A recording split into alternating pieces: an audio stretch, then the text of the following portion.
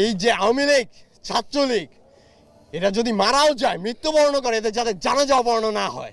আমার বাবা ওই পাঞ্জাবিটা পরে আমার থেকে বলছে যে আমি তখন আন্দোলনে বের হবো। আমার বাবা বলছে যে বাবা যেখানে যাও সাবধানে দেখো। ফ্যাসিস্ট সরকারের বিরুদ্ধে যখন সবাই রুখে দাঁড়াচ্ছিল তখন তাদেরকে কিভাবে গণহত্যা চালানো হয়েছে, ঠিক তখনই আমার বাবা 18 জুলাই এশার নামাজের পরে যখন মসজিদ থেকে বের হন, এলাকার সবাই আমার বাবাকে দেখেছিলেন।